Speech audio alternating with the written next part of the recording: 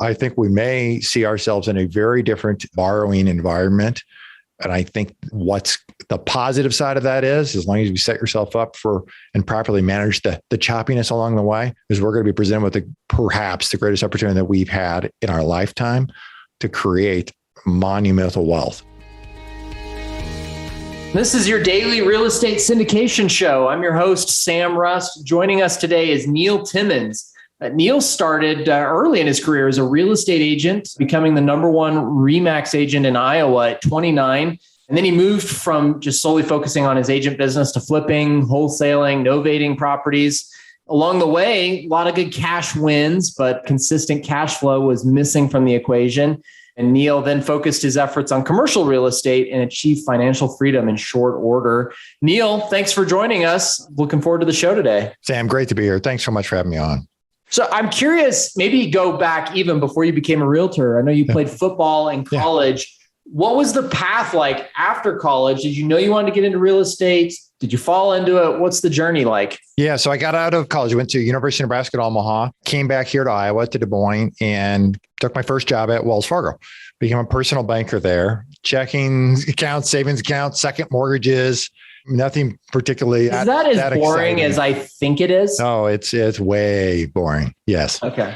Yeah, you got it. The benefit there was I didn't originate first mortgages, but I had a lot of working relationships with folks who did originate first mortgages. Big refinance boom was taking place in that era. And so I was like the guy who did second mortgages for this call center out of Des Moines, like 20 guys doing refinances over the phone all day. So I got a big exposure to finance, so understanding first mortgages, which helped me when I eventually got into real estate. So I was working at Wells Fargo. One day I was sitting around, my mom was like, you know what? All the kids are out of the house. All four of you, my boys, I got to go do something now. I can't stay at home anymore. What should I do? And I thought about it for like 10 seconds. I was like, you know what? You should be a realtor. You'd be great at that. You love people. You love houses. You should do that. And she literally was like, okay, you know what? I'm going to do that. You're totally right.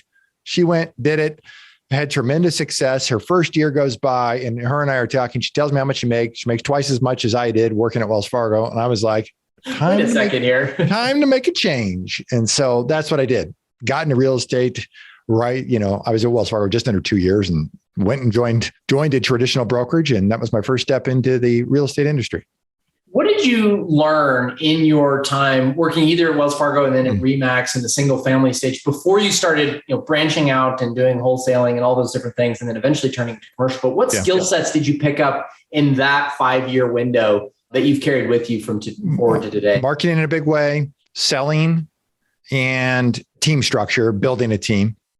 Flesh out the marketing one a little bit. Yeah. What specifically? Because I know there's a lot of folks that listen to this podcast that are interested. They're maybe doing their own real estate business or trying to get started. And marketing is a crucial piece of that.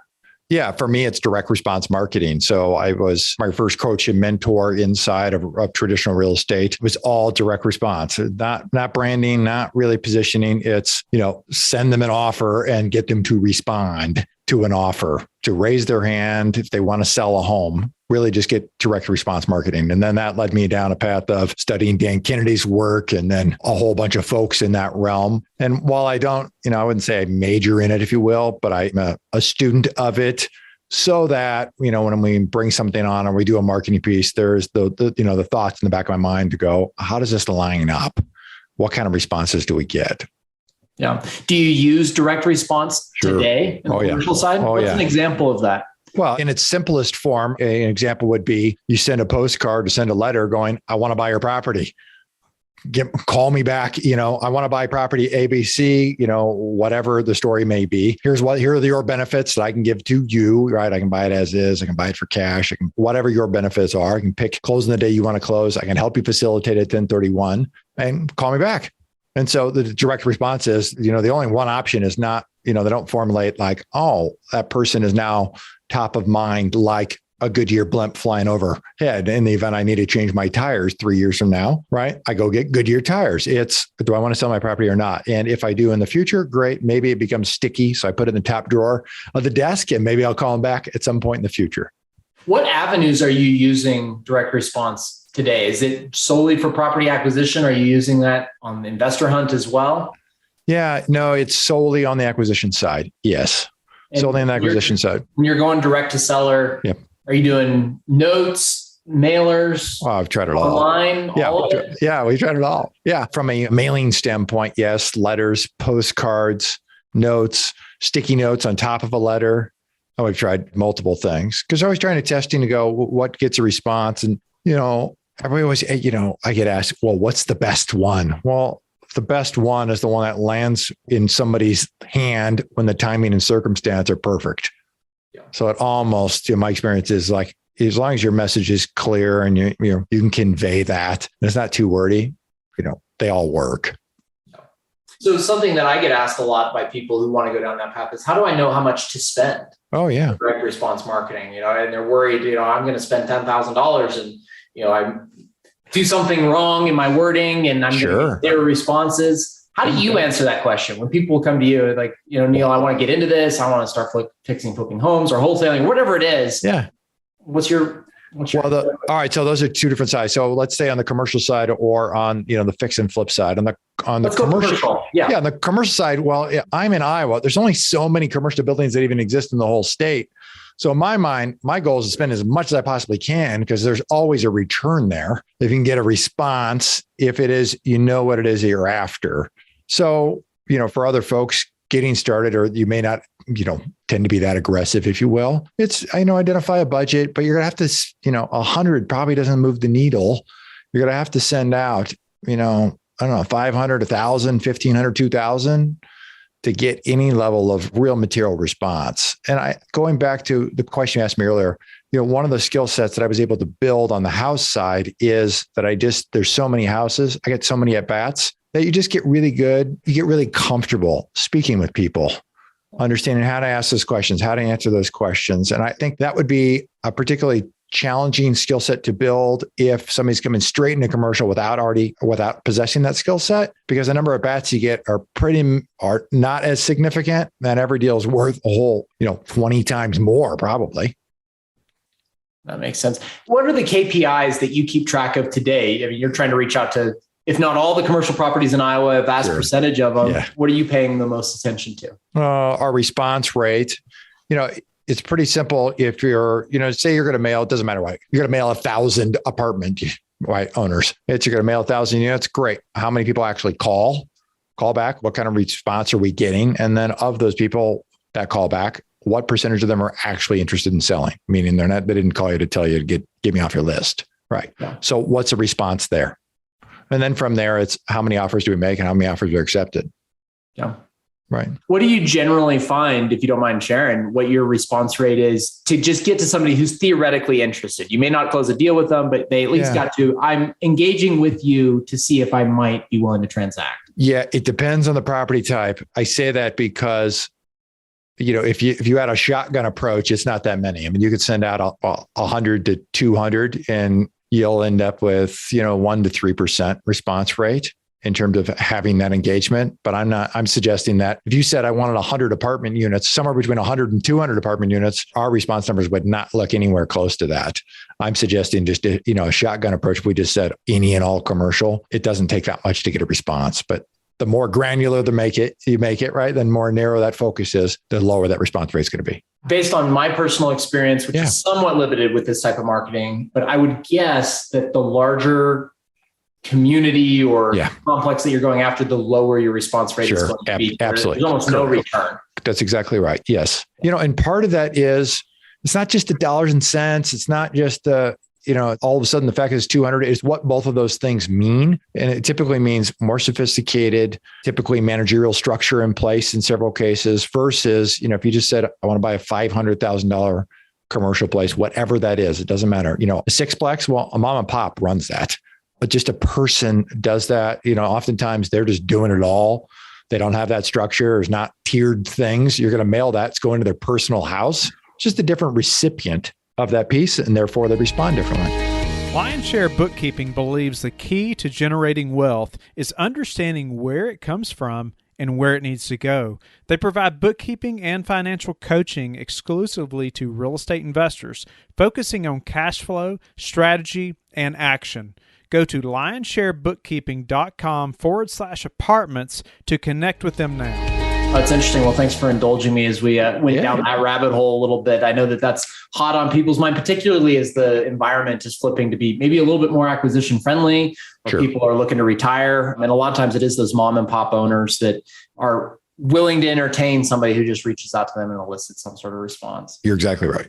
So we've talked about your evolution from Wells Fargo to real estate. Go into a little bit of detail on what got you interested in commercial real estate and how that change happened. Yeah. So, I spent years and years as a traditional real estate agent selling houses or representing buyers and sellers. And then finally evolved into single family investing, fix and flip. Like you said, novation, just have done it all. Bunches of single family rentals, dozens of them. I got to the point where I was finally going, all these single family rentals, I thought this would mean passive income. And I learned the hard way. It's anything but passive. I mean, literally like anything that could go wrong in single family has gone wrong. And they only go wrong in rental properties. Like nothing breaks in my own house for some reason. Right. And so I got to a point where I was going, you know what? It's let me get my eyes open and figure out how to get done this really to a path of freedom. How do I get time freedom and then money freedom? And I stumbled into a deal. My first property was a seller direct deal, really small targeted list, bought an 8-plex, and then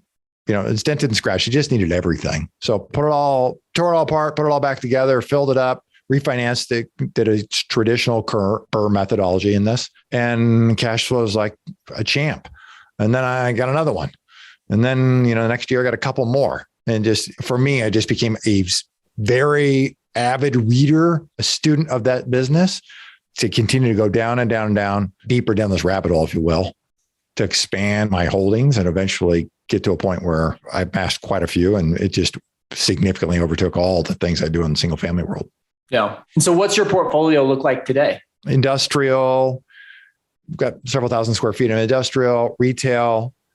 We've got medical office, traditional office, and then some small apartments, but not a tremendous amount of holdings in apartments. Okay. Is that intentional, or are you just chasing the areas where you found good success? Chasing areas. For me, I think if I liken this to the single family side, whether it was a house, a condo, a townhome, a piece of ground, if I can get my head wrapped around, is there value there? Yes or no? And can I make it go? Well, great. I'd buy it. Well, it's the same thing. And it has been true for me in commercial real estate is if we can make the numbers work and appropriately manage it via third party, we just make a go of it and get it to work. And, a lot of people think there's so many things are so very different between all those industries. Well, industrial, office, medical office, 90+% of those, and retail for that matter, 90+% of all those are identical. Yeah. When I'm buying these, I'm not developing. So therefore it becomes easier on the backside to acquire and know exactly what it is I'm getting in any one of those. Where along that process did you start raising funds? I was browsing around on your website, Legacy Impact Partners. Yeah. Obviously, you're soliciting funds now. What point along the way? Yeah, we've only raised funds a little bit, but not a lot. It's really only been in the last year that we've taken any outside investors in for anything. And part of that is, I've just had such a significant track record and success and been able to roll dollars and cents forward into projects and get it to go, or get seller financing in some cases to make it go. And so we're really raising capital on the very back end of this process. As we start to, I say we, I don't do anything myself. It's a team here. As we continue to really have honed our skills in and identify this deal flow and the deal opportunities that we're really good at executing on, and continue to raise the dollars in terms of the size of those deals that's fit in our sweet spot for what we do. And you mentioned Iowa quite a bit. You live in Iowa. Yeah. You're primarily focused just on Iowa. Is it kind of your goal to go a mile deep and an inch wide, so to speak, at least geographically? Yeah. For myself, yes, I do buy in other locations with a partner. So I work with partners, that is. So if I got a partner leading the deal in other locations, so they know the market, they know the area, I let them lead that charge. And then I come on the backside of that. My team is not one to go off and study or hone in other markets. We've had so much success, being born and raised here, knowing this area, leveraging the relationships that we've had in the area for literally decades. So you're right. Mile deep, inch wide. Oh, that's fantastic. I'm curious about your debt strategy. You've mentioned seller financing, which is an awesome way to get some of these businesses done. If we throw out the last 6 months and just look at 2021 and before, the last 5 years have been a really great time to be financing commercial property of all different types. But now including the last 6 months, it's gotten significantly more challenging. Yeah. How did you prepare for what we're seeing in the capital markets today? And how did you think about the type of leverage that you were putting on your deals? How much leverage, recourse, non-recourse, et cetera, et cetera? Walk us through the decision tree if you could. Yeah. So, looking back over the last few years, I've been talking about inflation since December of 2019. I started growing a little more concerned about inflation, about what's coming. And there's plenty of people who are like a decade ahead of me because, we as a country have been printing money for quite some time. So, what we're experiencing is probably a long time coming. So what started transpiring from that point forward was how long of fixed rate debt can we put in place? How can I stretch my AMs out when I need to, shorten the AMs up if we get significant cash flow in some of our properties, which we do, and then move everything to 10-year fixed money on the commercial side. So that has been the big one. I don't think we've taken any 5-year money on a debt side, just 10-year money. And literally we graduate. There's plenty of banks who will not lend, commercial community banks. There's plenty of banks who will not lend on a 10-year basis, 10-year fixed rates. And so we just, find the ones that A, will lend that way, and then B, build relationships. That's one of the things I've learned over the years is that there's plenty of banks out there, and that, just like Burger King's, McDonald's, plenty of fast food places. That doesn't mean they're all for you. There's plenty of places that'll sell a burger, right? But that doesn't mean they're all for you. You got to find a place on the community banking side that will build a relationship that it's not transaction focused. Because if the day comes where you need help or you need anything, you want to know somebody's going to be able there to navigate this with you and is really a quote unquote partner in the process and not viewing this as a transaction, which, the transaction based people, when I've been involved in transactions, thousands of them at this point on the house side, it's I win, you lose. That's not a relationship where you're going to come back and do another one. Yeah. It is such a huge part of the puzzle to find those people who will truly partner with you on the debt financing. That's in many cases 60 to 80% of your overall capital stack. And it behooves to find those people that'll be there for you when you need them. That, and, I take what they say as input, as almost like an external consultant to us on the debt side. When you can find that and create a really good partnership with somebody, their value add to you is the knowledge that they possess, the fact that they have been there. I like the older guys, the people who have been there a long time, been there, done that, so I can learn from their wisdom and put those things into practice. And so that has been a tremendous value add, is the people who not just, hey, we can structure it this way. It's, you want to give thought to these things, or here's what I saw in the 80s that's representative of what we're experiencing today. So you mentioned 10-year fixed. I assume is that 25 or 30-year AM, depending on which bank you're working with? Yeah, we've never stretched anything out to 30, but we've done some things at 15 when we can get super aggressive when you buy a deal right.